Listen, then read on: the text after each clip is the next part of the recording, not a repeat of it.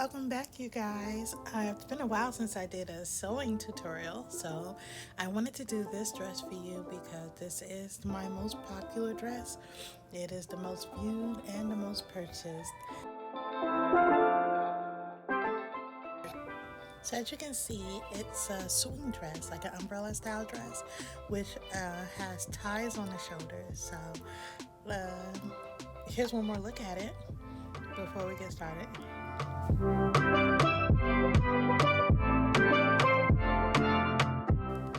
So I'm starting with this GTP fabric that I picked up from the Woodine shop in Ghana, and I just love the color progression. And usually people can't really tell what that's gonna look like in a garment. So we're gonna start with this one. So it's folded half in two already.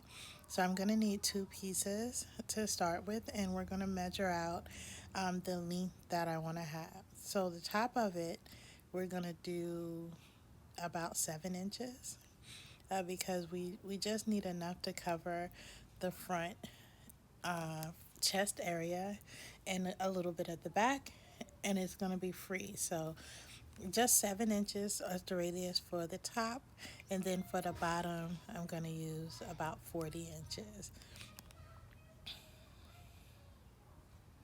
So if you're not familiar with cutting on an arc, you just put the ruler at the center of the corner, and then you use that to, I like, kind of like a protractor, to go from one side to the other side. Okay, moving right along. So once you've uh, did your markings for the top portion of the dress, it's time to mark the bottom of the dress. So I decided to go with about 40 inches. And the dress isn't really meant to be very long. And you have to reduce or subtract how far down you think the dress is going to sit. For me, the off shoulder portion, the top of the dress is usually about 8 inches from the shoulder. So the 40 inches is from that point down. So to do that, it's the same thing. My ruler, of course, is not 40 inches, it's 3 yards, 36 inches. So I had to bring out my measuring tape. But with my measuring tape, I'm doing the same thing. I put it on the corner that's going to be my center radius, and then I use the measuring tape to mark in a circular position, just like a protractor again, 40 inches from one side to the other. So that's going to give me, like, basically, if we're thinking of a pie circle, it's going to give you 1/4 of the circle, which is technically an A line, 90 degrees.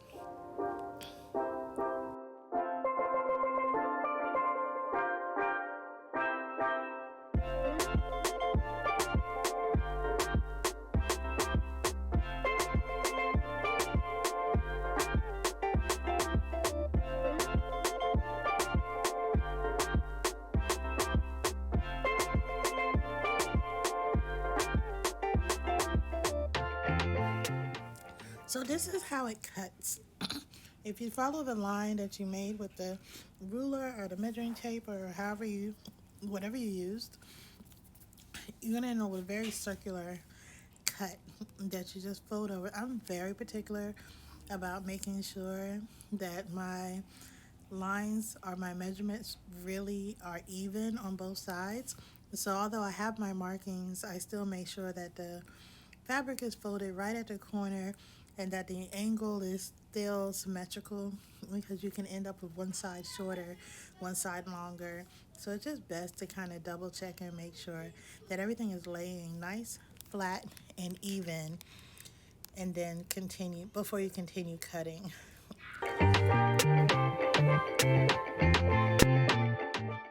Here's a little closer view of what it looks like to do the marking for the top of the dress. I decided to come down just an inch because you can take your measuring tape and double check exactly how much you're going to end up with across the front. And for me, I felt like it needed to be just a little bit more, so I brought it down 1 more inch in the front.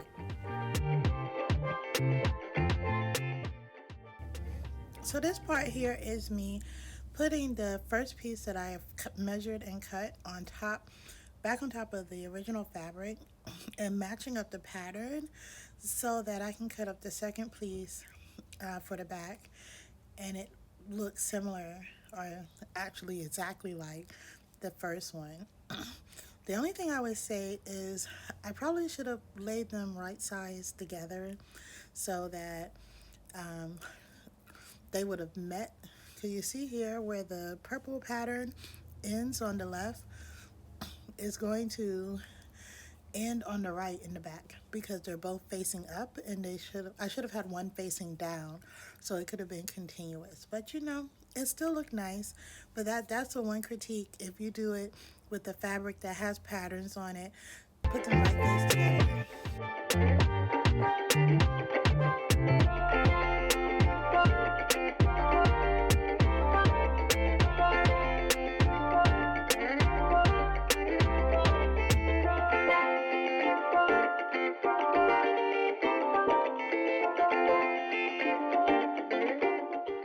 Okay, so this might be the trickiest part of making the dress. So we have to consider a few things. One, that you want to deduct the 8 inches that you're not using because it's an off shoulder dress. You start with 8 inches. Then you want to reach the bust point. For most people, that's between 10 and 12 inches. At 10 to 12 inches, you're going to measure across to see how much space you have for the chest. So that might be 10 inches, and 10 inches times 4 is now 40 inches. That might be 9 inches, 9 inches times 4, 36 inches, but you just want to have enough for the bust. What makes it tricky is that you also will have armholes there. So you don't necessarily need it to be the full circumference of the bust measurement, but you need it to be at least roomy enough to fit in it. And then you're going to leave a portion of that open. We'll see that later. Same thing for the waistline. You're going to find the waistline minus 8 inches. Typically that's like 20.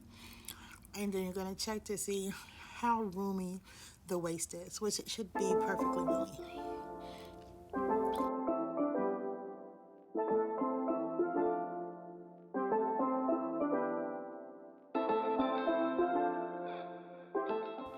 Okay, so the next thing I need to do is cut out my attachments for the top of the dress.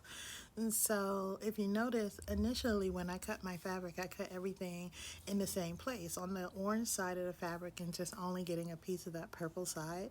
And that was because I wanted to leave as much as I could available for myself to make the straps. And so I need some continuous pieces. And so there's no exact science to it.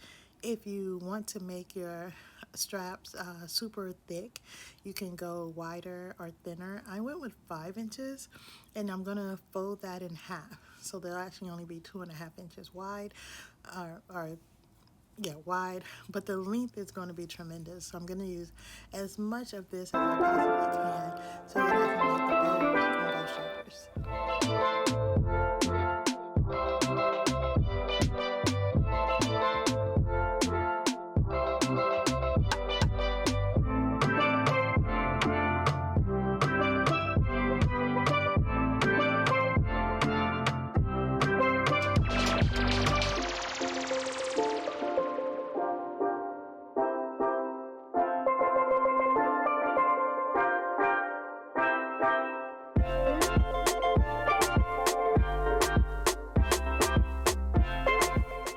So at this point, I'm convinced everybody's favorite part of my dresses from my online shop are the pockets. Like, I try to put pockets in almost every dress, and this one is no different. So I use a very standard measurement for my pockets. They're usually 11 inches deep and 7 inches wide.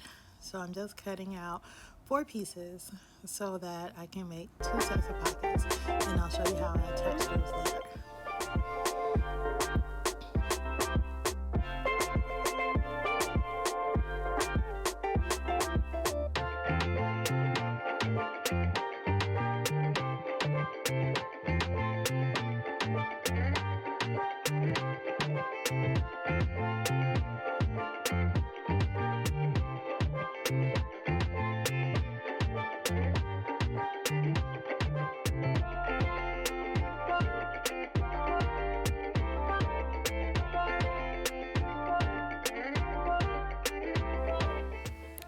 just to quickly give everybody a look at what it looks like is here you go.